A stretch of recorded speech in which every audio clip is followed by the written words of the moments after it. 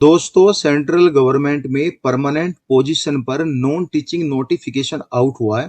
इस नोटिफिकेशन में ड्राइवर की पोस्ट है, एलडीसी की पोस्ट है, क्लासीफायर की पोस्ट है, सोर्टर की पोस्ट है और गाइज यहाँ पे स्किल्ड वर्कर की पोस्ट है, steno technician, UDC, computer programming and guys बहुत सारी ऐसी यहाँ पे पोस्ट आई है जिसमें फ्रेशर कैटेगरी के कैंडिडेट एलिजिबल होंगे अप्लाई करने के लिए।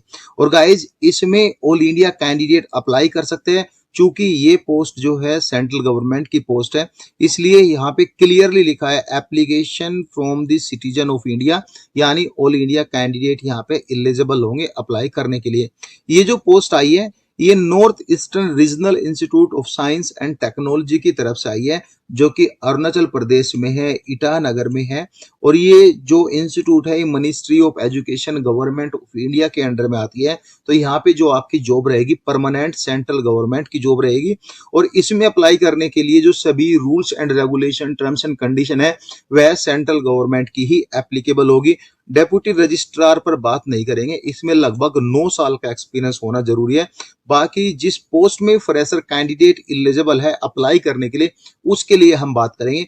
जैसे कि स्पोर्ट ऑफिसर की एक पोस्ट आई है, इसमें bachelor degree in physical education से आपने किया है और 3 साल का आपके पास स्पोर्ट का एक्सपीरियंस है। जरूरी नहीं ये एक्सपीरियंस आपका गवर्नमेंट का हो, प्राइवेट का हो, कैसा भी हो, 3 साल का एक्सपीरियंस होना चाहिए, आप अप्लाई कर सकते हो। लेवल 6 की यहाँ पे आपको सैलरी मिलेगी। उम्र आपकी 30 साल से नीचे होनी चाहिए। नर्स की एक पोस्ट आई है। देखो अभी आपको एक एक पोस्ट दिखेगी, लेकिन गाइस जिसमें 10वीं पास, 12वीं पास, ग्रेजुएशन पास कैंडिडेट अप्लाई कर सकते हैं उसमें लगभग बहुत ज्यादा पोस्ट है। जैसे नर्स की है, नर्स की यहाँ पे आपका 12वीं साइंस से आपका होना चाहिए। अगर 12वीं साइंस से नहीं है आपका और आपने कोई nursing council with 3 year general nursing का, मिडवाइफरी का विद एटलीस्ट 55% नंबर के साथ कोई आपने एग्जामिनेशन दिया है, सर्टिफिकेट लिया है, कोई पास किया है, तो आप इसमें एलिजिबल है अप्लाई करने के लिए। और 3 साल का आपके पास एक्सपीरियंस होना जरूरी है। डिजायरेबल जरूरी नहीं है। अगर आपके पास बीएससी नर्सिंग है तो वेल एंड गुड, आपको प्रीफरेंस दिया जाएगा। हालांकि इसमें 12वीं पास ही मांगा है। अगर कोई सर्टिफिकेट है आपका तो 3 साल का एक्सपीरियंस है तो आप इसमें एलिजिबल है अप्लाई करने के लिए। उम्र आपकी 30 साल से नीचे होनी चाहिए। पे लेवल आपका 6 रहेगा, ठीक है। लेबोरेटरी टेक्निकल असिस्टेंट की 34 पोस्ट आई है और डिपार्टमेंट आप यहाँ पे देख सकते हो किस डिपार्टमेंट में कितनी कितनी पोस्ट है। AE4, CE4 इन पे मत जाना आप। ये जो ST की 2 UR की ये आपकी पोस्ट है। AE, CE4 में आप कंफ्यूज हो जाओगे और आपको समझ में नहीं आएगा कि मैं कास्ट के बारे में बात कर रहा हूँ, किसके बारे में बात कर रहा हूँ। जैसे देख सकते हो मोस्टली इसमें ST और UR कैंडिडेट की पोस्ट है। इसमें यहाँ पे 2 तरह की क्वालिफिकेशन है। पहला क्वालिफिकेशन में बैचलर डिग्री आपका 4 साल का होना चाहिए, इंजीनियरिंग और इक्विवेलेंट क्वालिफिकेशन आपका होना चाहिए और उसमें 55% नंबर के साथ आपकी डिग्री क्वालिफाइड होनी चाहिए। 2 साल का एक्सपीरियंस होना चाहिए, आप अप्लाई कर सकते हैं। अब डिप्लोमा आपने किया है अप्लाइड साइंस या इंजीनियरिंग से, 55% नंबर के साथ किया है और 3 ईयर का एक्सपीरियंस यहाँ पे आपका होना चाहिए। प्रोफिशिएंसी इन variety computer officer, MS office के जो है आपके पास प्रोफिशिएंसी होना चाहिए। हालांकि कोई सर्टिफिकेट की जरूरत नहीं है इसमें अलग से। और आपकी उम्र 30 साल से नीचे होनी चाहिए और आपका जो है पे मैट्रिक्स लेवल 5 रहेगा। और गाइस सैलरी भी अच्छी खासी आपकी रहेगी। कंप्यूटर प्रोग्रामर की एक पोस्ट आई है। इसमें आपका कंप्यूटर साइंस में 3 साल का एक्सपीरियंस होना चाहिए और डिग्री आपकी होनी चाहिए कंप्यूटर साइंस में और आपकी एज 30 साल से नीचे होनी चाहिए। पे मैट्रिक्स 5 आपकी सैलरी रहेगी। यूडीसी एंड केयर टेकर के बारे में बात करें, इसमें 3 पोस्ट आई है, तीनों ही ST कैटेगरी की पोस्ट है। इसमें ग्रेजुएशन यहाँ पे मांग है। ग्रेजुएशन फ्रेशर कैंडिडेट अप्लाई कर सकते हो। 30 साल से नीचे आपकी उम्र होनी चाहिए। पे लेवल 4 आपकी सैलरी रहेगी। स्टैनो की 2 पोस्ट आई है, दोनों ही ST कैटेगरी की पोस्ट है। इसमें जो है एजुकेशन सर आपकी जो है ग्रेजुएशन होना चाहिए। स्टेनोग्राफी में आपकी स्पीड 80 वर्ड्स पर मिनट एंड 40 वर्ड्स पर मिनट इन टाइपिंग में आपका होना चाहिए। यानी शॉर्ट हैंड की स्पीड आपकी 80 वर्ड्स पर मिनट और टाइपिंग की स्पीड इंग्लिश में मैं बात कर रहा हूँ 40 वर्ड्स पर मिनट। उम्र आपकी 30 साल से नीचे होनी चाहिए। पे लेवल आपका 4 रहेगा। टेक्नीशियन के बारे में बात करें, ऑलमोस्ट मुझे लग रहा है सभी ST की पोस्ट आई है। टेक्नीशियन की 6 पोस्ट आई है। इसमें 10वीं पास के साथ साथ आपने ITI किया है 2 साल का रिलीवेंट ट्रेड का, तो आप इसमें अप्लाई कर सकते हो। और गाइस 30 साल से नीचे आपका उम्र होनी चाहिए। पे लेवल 4 की आपको सैलरी मिलेगी।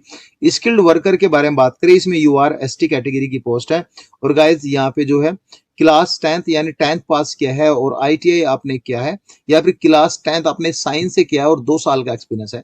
दो तरह के क्वालिफिकेशन है।